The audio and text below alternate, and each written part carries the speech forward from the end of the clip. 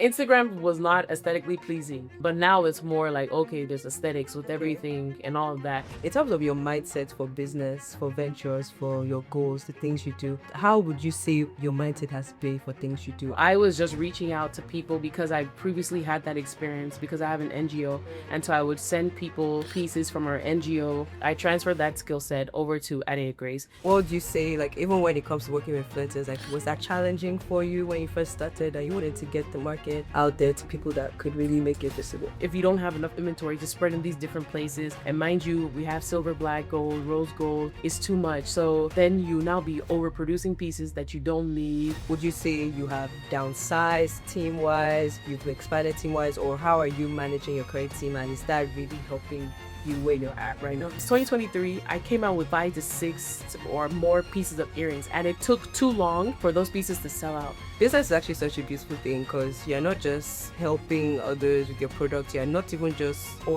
earning money, but you're also learning as you go. Welcome back to Olastic Views. Hope you're all doing well. Hope you're staying safe.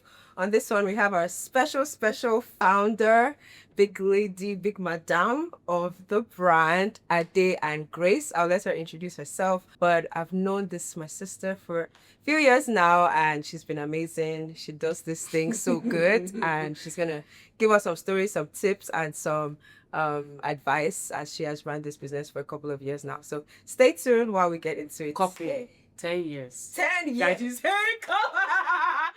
It's not gonna be 10 years, no be joke. 10 years is not a play. Yeah. Okay. Thank you. How are you feeling? I'm good. Thanks for coming all the way from Texas to be on this show.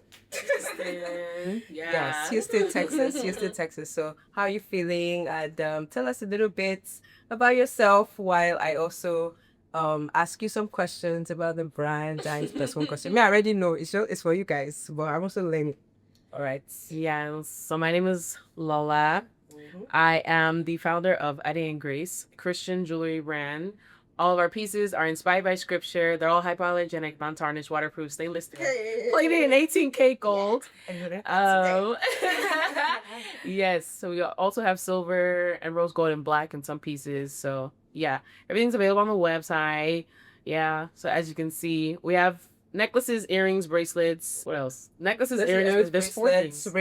Rings, yes. Right. And we're about to come out with anklets soon. And we're turning 10 this year, so we want to pivot and add something else to our product line because we want to be the Christian Tiffany & Co. You can say, Tiffany & Co. They start off with jewelry, but they sell much more than jewelry. Yes, so we want to eventually expand into other things. So it could be like furniture, it can be, household goods, different things like that. So yeah, but that's what we want to do. That's our long-term vision. So yeah, we're turning 10 this year. We're gonna have an anniversary party. My God's grace. What month is that? The month of your birthday? No, October. I just had birthday because she always celebrates Adé Grace on her birthday, which is always yeah, so you get a discount on our birthday. But yes, October 9th, which is the same day as my birthday, September 9th. So yeah. What are your biggest things that you're proud of for Adé Grace? Because I know you all have done a lot. You've gone through amazing seasons of name changes, people, teams, family, global staff. So I just want to know, what are your biggest things that you're proud of? So I think 2 things would be, like I can recognize my pieces on people from afar. Like I might randomly be somewhere and I'd be like, oh, I think I got that from Adé Grace, because our pieces are, I would say, one of a kind. Yeah, pieces are one of a kind. Even other people will message me, even a lot of them before, be like, hey, like maybe she sees somebody on TV, be like, hey, I think I see somebody wearing your jewelry, or even in public and stuff like that. So I like, when people come back and tell me like, hey, I saw your piece on this person, and it sparked a conversation. And the other thing is like, oh, maybe the creators and influencers that I've been able to work with as well. I think proud of those 2 things, because a lot of influencers and creators and all of that, they really love the mission, so they're willing to work with us. Right. So yeah. Great job.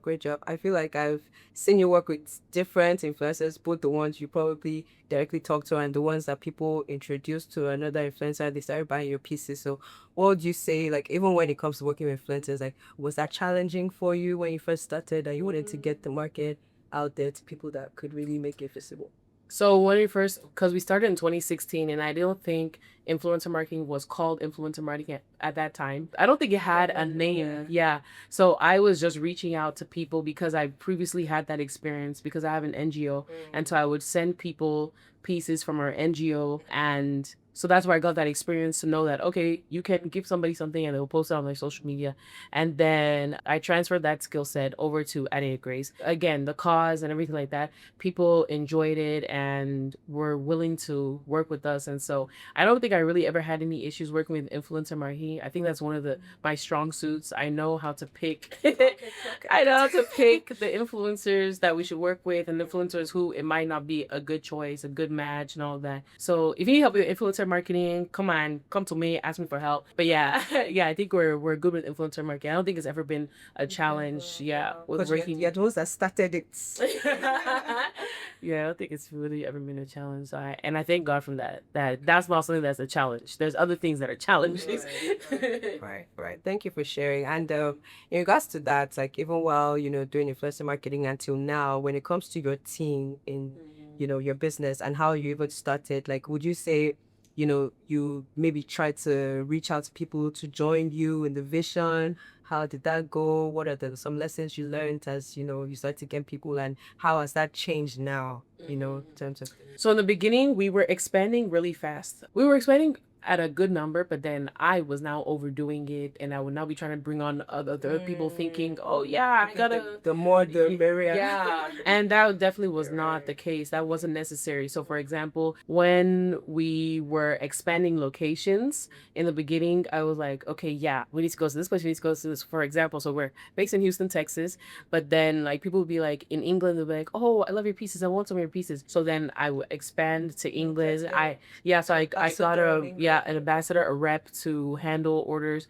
in England. Then I did that for Canada. I had that for Nigeria, and within Nigeria, I had Lagos and Abuja. Then I had Ghana. I had South Africa, and I think those are the places. But it was not necessary at all. Like, yeah, I'm trying to expand to those. So some of those places there was demand, and some of those places I wouldn't even really say that there was demand, but it was just me trying to. Okay, I think I can make it in this place. Let me expand to this area. But it was not necessary. Like logistics wise, it was not necessary because I think Ghana.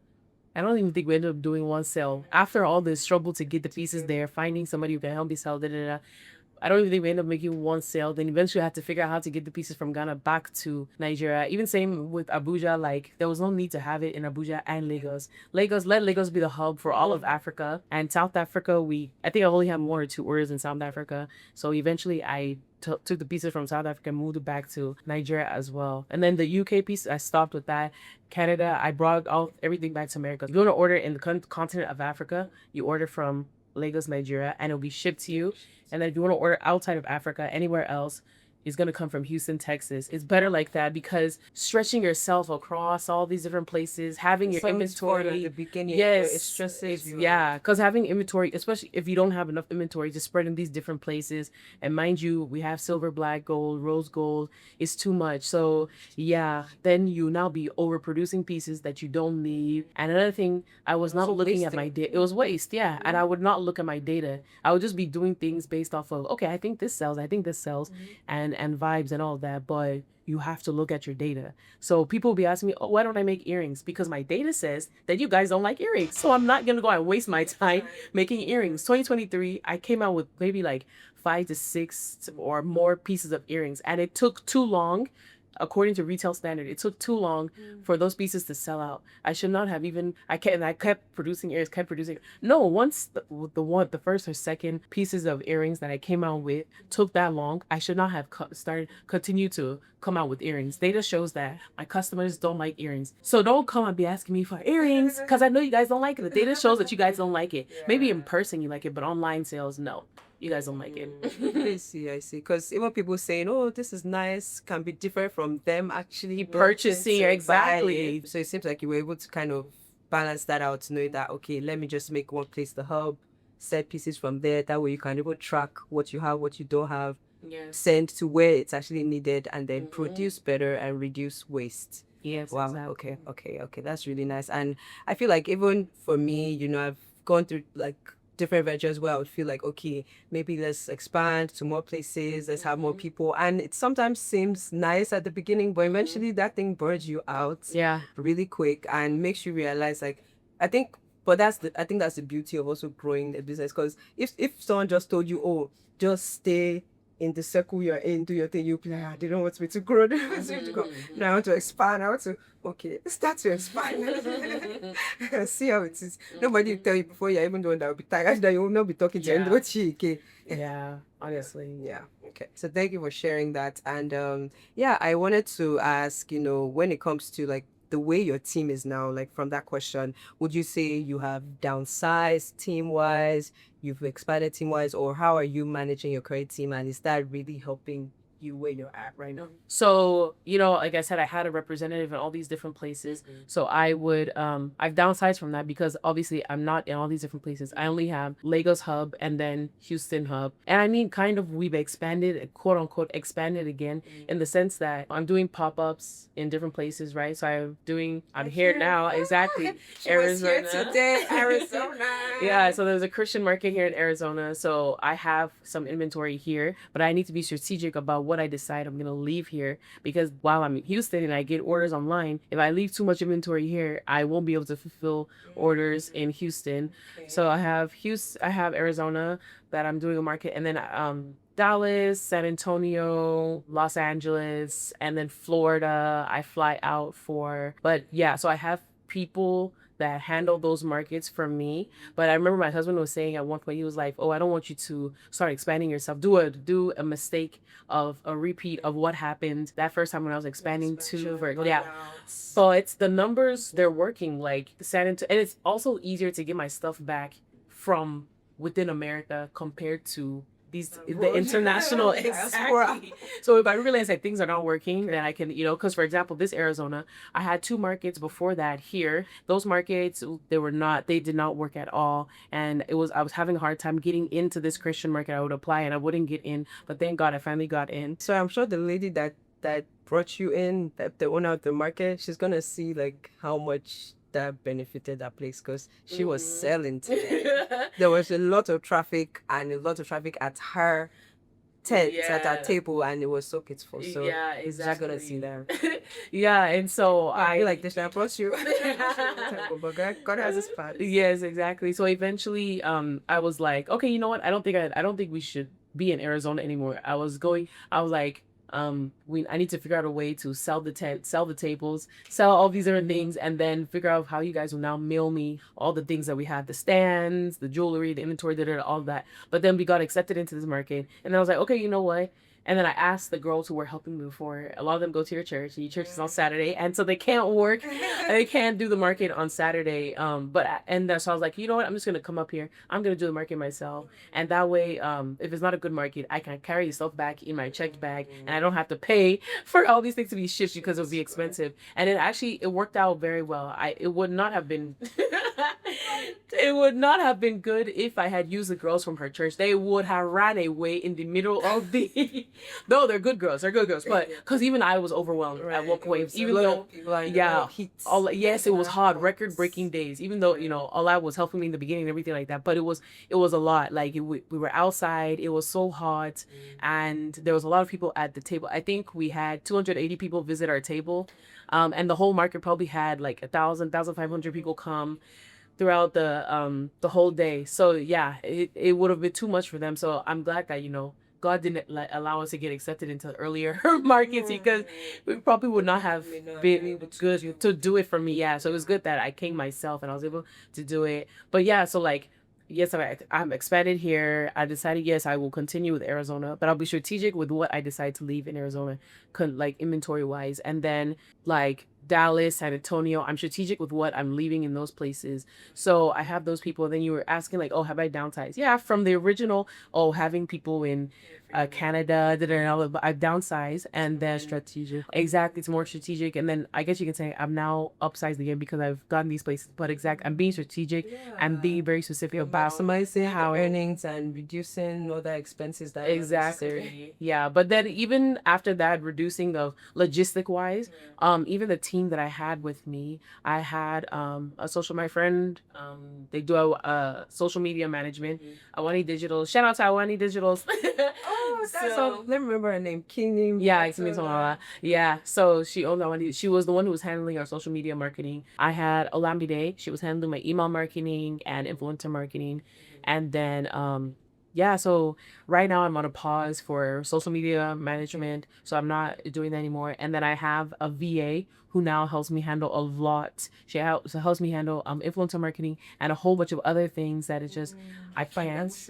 Like I can't do it. Like I I need to focus on other things. So she handles those other things for me. And then I have a graphic designer. Where we're at now, the team that I'm at now, I'm happy with it. Eventually we will go back with our social media management team and all that. But the team that I have now, I'm happy with it. And I've gone through a couple of social media managers before as well. But yeah, Sometimes it takes some it takes it's a trial and error. Oh, yeah, I can design. Okay.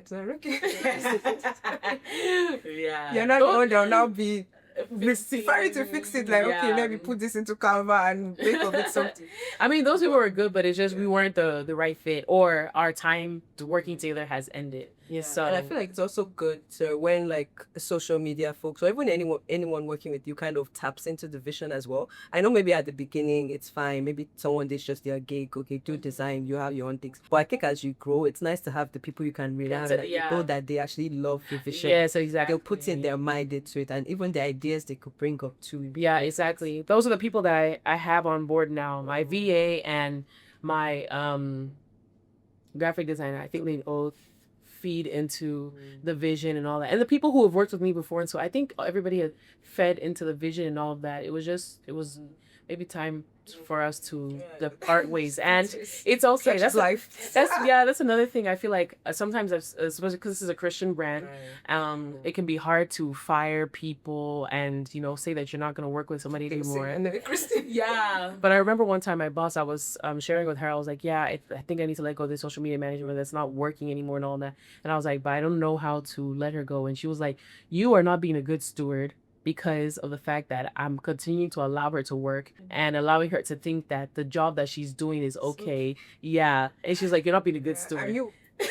So yeah, especially where you're trying to also encourage people and you're encouraging, you're like, okay, yeah, you tried, it's nice, but and then they'll keep on doing the same thing. Yeah. You're like, oh, you're not even growing, but so that was a good lesson for me. I had to eventually let the person go because we need to be good stewards as Christians, of our business and all of that, and not continue to allow people to do things that are not working and not letting them grow, because continuing to allow them to be in that space is an issue as well, thinking that they're doing well, because they could have other strengths, and sometimes people try to we all have that, like you maybe you see something you want to learn more, and then you try to push on yourself that way, but it's not really for you or your thing. So it's like, even if you were trying to become an expert in this thing, like it to take you a long time. That people that maybe that's just their strength, so yeah, good.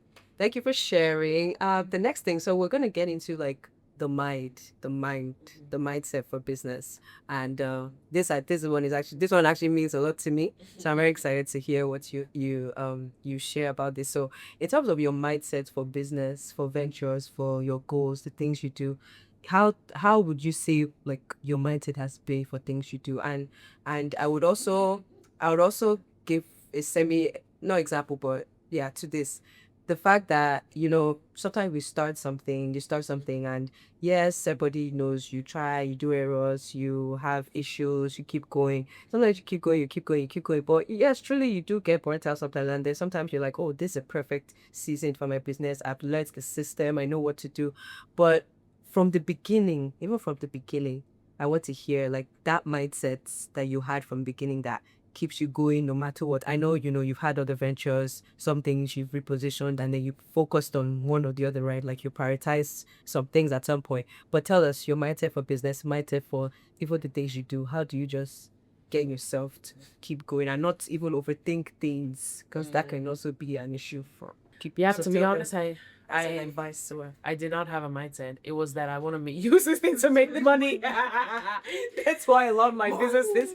That's why a lot of my businesses start. It would be like, oh, maybe I'm passionate or I enjoy something. And Was it's it a good okay. motivator? Yeah, like okay, how can I monetize this thing? So like when I was doing photography, I was like, in college, I was like, oh, I like photography and I'm good at it, and everybody was asking me like, oh, can I take a picture? I said, okay, I can monetize this thing. So there was that. And same thing with I had a baking business when I was in like kindergarten, yeah, and then I think I brought it. Working. I got in Yeah. college. So I think it was like maybe first grade or something, and then up till fifth. No, I even did it up until high school or something like that, and then eventually it was called Lola's Baking Factory, and then I think you rebranded to Lola's Kitchen. I think when I got to college or something like that, because I stopped when I got to college. I had stopped because obviously I didn't have an oven. I lived in a dorm. I didn't have an oven. How am I going to do it? My parents were like, "You need to focus on school. You better not be baking and selling stuff." So that's what happened, and then yeah, like, and so eventually like I don't even do that anymore. I don't do Lola's Baking Factory and all that, and then yeah, so even this business, Adé Grace, it started because the nonprofit that I have, I was selling jewelry, and at that time, African necklaces were popular with everybody, and all of that. I'll be selling it on campus, and people would be like, "Oh my gosh, you're selling to everybody. You're making a lot of money. I hope you're paying yourself." And then I prayed to God. He was like, "No, don't take any of the money. That I'll give you something else in order to help you pay your own bills." Then He gave me Adé Grace, which was Blessed Afrique Boutique before. What happened was God gave me a tangible way to put together two things that I really like, which was Africa and God. And so I have the first piece, which is the Africa cross piece, and the Made in Heaven is Someone Africa piece. Those two pieces came out first. Pictures. Yeah, we'll put pictures. So those two pieces came out first, and I didn't realize that this brand was going to expand to what it is now. In my head, it was just, oh, we're going to start with those Africa pieces, and we're going to do all these different African countries and other type of countries and all of that. But then in 2022, I started expanding my grade because I would watch business videos. I came across this Christian girl who has a Christian jewelry brand, and then I saw that there's so many other things I can do with my business. I was like, I said, and the numbers again. Look at your numbers and the data. It was our sales were slowing down a lot from 2020 when we have like become really popular. So I was like, why am I trying to force these people to continue to buy these pieces when the data shows that they don't want it anymore? So I was like, okay, you know what? I'm going to liquidate. Yeah, I'm going to liquidate some collections. So the Nigeria and Ghana collection liquidated. And my sister called me one day because I sent her an email. I was like, yeah, we're liquidating these collections. My sister called me. She's like, you're going bankrupt? What's going on? We need to call mommy. And I was like, no, girl, I'm just closing down those collections and expanding to other things. So yeah, then we started adding rings and other type of necklaces, Abbas Fabe and stuff like that. And then bracelets and, started expanding to other pieces. And then what we have now, how we have all these different pieces. And even from that, like I had mentioned that, oh, we want to expand to not only jewelry, that I want to expand to other things like purses, household goods and stuff like that. So candles, perfume. So I don't know when that will all be released, but that's the long-term vision for Adé Grace. But yeah, so it was in the beginning, it was always, yeah, exactly. In the beginning, it was money. Money was the motivation, honestly. But it is a long-term. This is not a business that I feel like, oh, I would sell to somebody. This is a business that I would want to, how like the Hiltons, they pass it down their generation. This is a business that I plan to keep within the family. That will be a legacy business and all of that. So yeah, but no, mindset, no, it's very important because, okay, yeah, I was just doing it for money in the beginning. So that like, okay, that's vibes and everything. But at some point, okay, the money is not coming in anymore. So what are you doing? What is the point of the business? Do you have passion for the business as well? I mean, there's some businesses that is like, because who has passion for laundromats? But laundromats make money. Yeah, there's some businesses like are called boring businesses, but they are they're making, yeah. But for this specific business, I needed the mindset to continue to keep going, because I wanted it to be a legacy business. It's not a business where it was just gonna be the money. No, from the get-go, it was gonna be a legacy business. Before I even realized that it was gonna be a legacy business, it was a continuous. Yeah, exactly. Yeah. Which is why we also had to rebrand from Blessed Afrique Boutique to Adé Grace. Blessed Afrique Boutique is not a global name. Adé Grace is a global name. It can you can see it in stores, you can imagine it in stores and everything. The name change has elevated us just so much more. Thank you for sharing. And that was another question for you, like how the name change has grown. Because I see, I even see it in how you represent the brand and what the brand is now. And it truly is a beautiful name, and it captures more than, okay, Blessed Afrique Boutique was beautiful for when it was, but I know it's that Afrique, make it seem like it's only Africa, and neck and cross and stuff, which was beautiful, and that draws conversations like we saw today. But I'm so glad, like, you prayed about it, you kind of knew what you wanted, and then you did the work. Like, you actually said that, okay, this is not working, they don't want these pieces right now anymore, let me make something new. Can you turn a bit? Yeah. So like these earrings say faith, hope, love. Yeah. So yeah, even though I'm not making earrings for you guys, so don't ask me for these. Yeah, but thank you for sharing. In regards to that, the mindset, thank you for sharing that. But even moving forward, like, right, as you blew up, even with Blessed Afrique Boutique, the African pieces then, and even now when your stuff is really with lots of influencers, lots of big people in quotes, seeing that, was there ever a time where you saw that and you're like, you even got more nervous at the way the business was growing? No, not really. Please, I wanted to grow even more. Come on, buy from us. So Exactly. yeah, that's what I'm saying. That's the mindset you have, or you're having, that sometimes some people have little roadblocks in. So people are like, they see themselves succeeding in that thing, or they already start to succeed, and then they get scared from, there's something as known as fear of failure, and I think there's also something like fear of success. Right? So, but what you just said now, like, beg, okay, scared, come and do more. It's something in you, and that was what makes you who you are, right? So I want you to share, like, just as you said, like, when you started blowing up, getting more attention. Sometimes people get attention, they're like, oh my god, okay, does that mean now I have to revamp this whole company? Do I have to send a bigger package to this person because they're an influencer? Do I have to add extra things? So all those things in hopes of trying to be perfect or make it look more excellent or good. That's sometimes what even limits people from even taking any step. Because now they're like, oh, I have to now do all these things because it's a big person, but then now they're not doing it. So I just want you to share what you're thinking. So I think that for me, I think my path was different. Some people would be like, oh, it's spirit of excellence, and they would wait. They'll be like, oh, and perfectionist and all that, and they would be like, oh, this thing has to be perfect before I release it. For me, it wasn't really like that, and maybe I need more of that.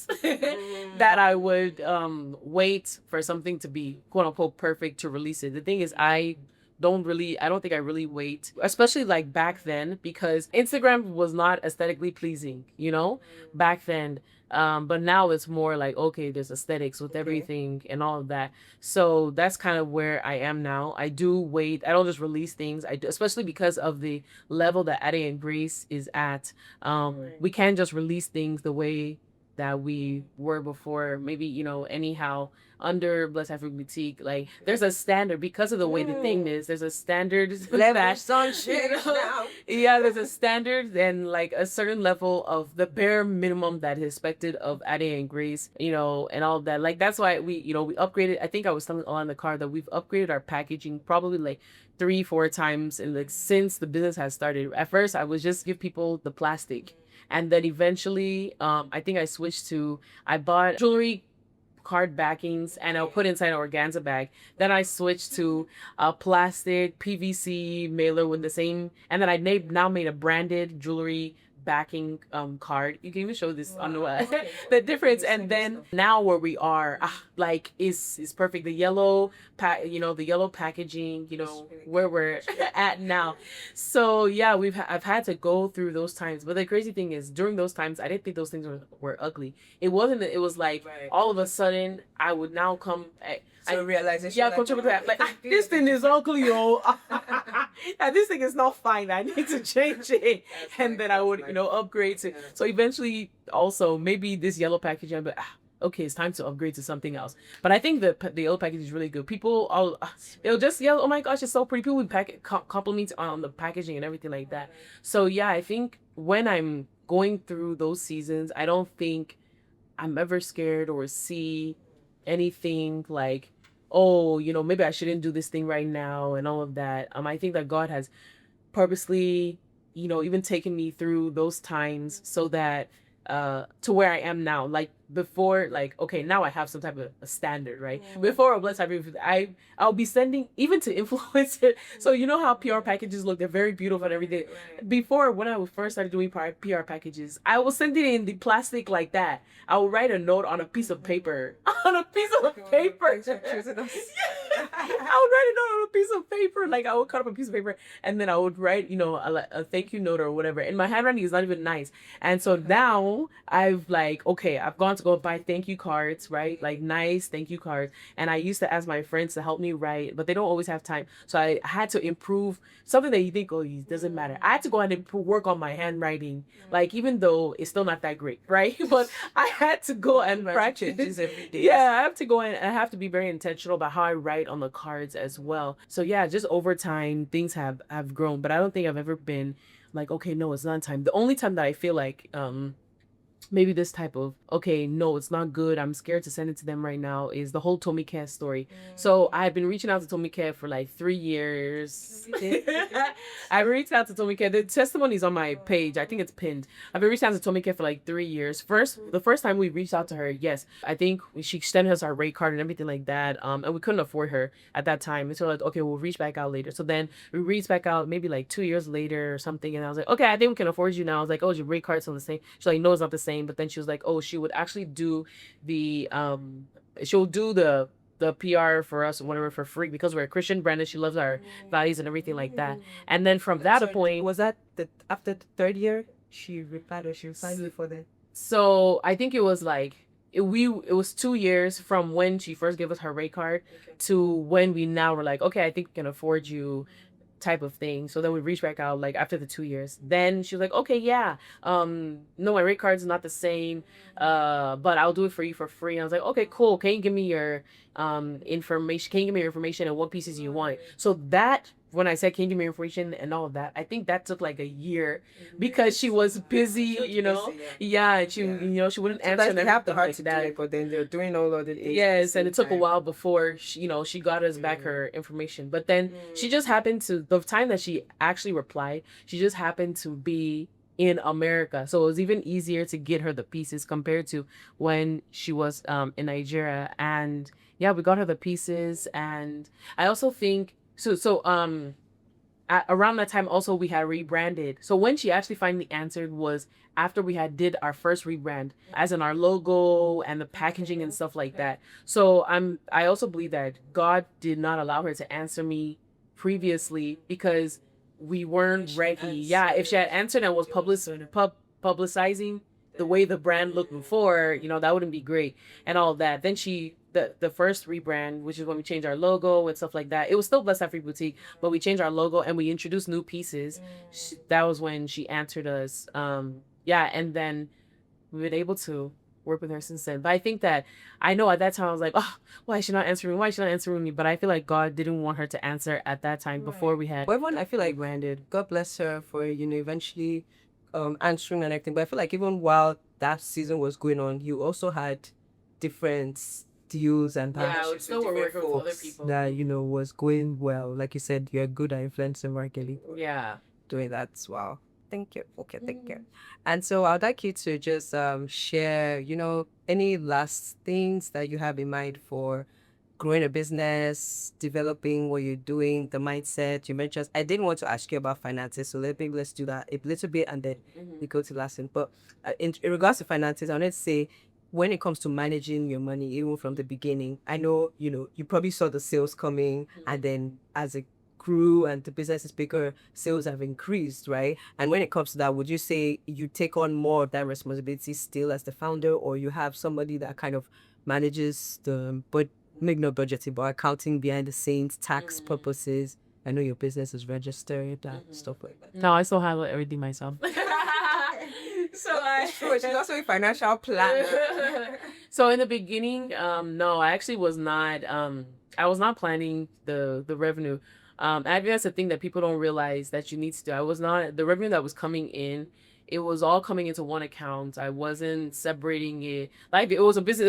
I was not commingling funds with my personal. I was not commingling funds with my personal anything, no. But you know, mismanaging. Yeah, but the revenue that was coming in was not it, because of the lack of proper planning is what has gotten us to where we are now, because I would now be overbuying in our inventory. I wouldn't be planning properly towards our inventory and everything like that. So the way that I believe that you should is called the Profit First Method. You guys can go check out that book. I don't know the author, whatever. So yeah, and so what he says is that you should be pulling your profit up from your revenue. You should be pulling your profit out first. You don't pay your bills first. Pull your profit out first, and then you pay the bills and all of that. So that way, pull your profit out first. Pull your profit out first. Pull your profits out first from what you're earning. From what you're earning, and then you pay. Yeah, because that way you pay your bills. It's almost like pay yourself first. Yeah, how you pay yourself first. Pay Exactly. first. Yeah, in personal finance, you're supposed to pay yourself first. Exactly. So, because it'll force you to increase your revenue. If your bills are too high, you either need to reduce your bills or you need to increase your revenue, because you have to pull your profit out first. And then he has like an idea of how much, maybe you should be taking for your profit, and then you split your accounts and all of that. So if I could, I think I would have up to 7 accounts, but right now I only have, with the bank that I have, it only allows like 5 sub accounts. So I split my money. I have my main account, and then I split my money into inventory, profit, taxes, operations, marketing. The last account is debt repayment, because we had to take a loan out at some point, and all of that. So yeah, debt repayment is the last one. So eventually it went important, especially when you're in a country where you sometimes do need credit to grow, and you can maximize the use of credit to actually expand your business. So you need a way to also manage it so you don't get any trouble. So yeah, so the debt repayment account is there as well. So we're making sure that we pay the loan down and all of that. Those are the different accounts that I have with it. But yeah, in the beginning, no, I was not planning properly. But now you don't need to make the same mistake that I did. You should open an account that you can have sub accounts, so you can separate your money like that, and you can say, okay, you want 5% to go to profit, you want 10% to go to inventory, and it's like, okay, and you have to do proper inventory planning. If there's not enough money in the inventory account, you're not gonna buy the inventory. That's it. Like so they need to keep things exactly. It's like budgeting. Like you have something just for your bills. You have something maybe that is your grocery spend money. You have money for fun. You have money for investments. Once you finish, then that's it. Finishes. So you have to go and buy money. When you have $30,000 saved in your savings, and your money for spending has finished in that month, you are not touching it. Exactly, because you should be budgeting properly. So if the money for my inventory has finished, I should not be going to go and buy more inventory, because probably you also have had a problem where you have overbuying an inventory and your cash is actually stuck in your inventory. So you need to go and figure out a way to actually sell the stuff that you already have. Why are you going to go and buy more inventory? You need to figure out a way to sell the stuff that you already have, so you free up the cash. Exactly. Most of your cash is probably attached to your old inventory. So that was something that I learned from my business coach. So yeah. Okay. Yeah. I love it. Thank you so much for sharing. Is there anything else before we close off? Pay attention to your data. Honestly, that's it. Know your numbers and pay attention to your data from the beginning. Don't be vibes. You think this person likes this, you think they like this, What does your data say? Because people come and be telling me, my friend today was telling me that people were saying, that they want t-shirts, they want tote bags, they want this.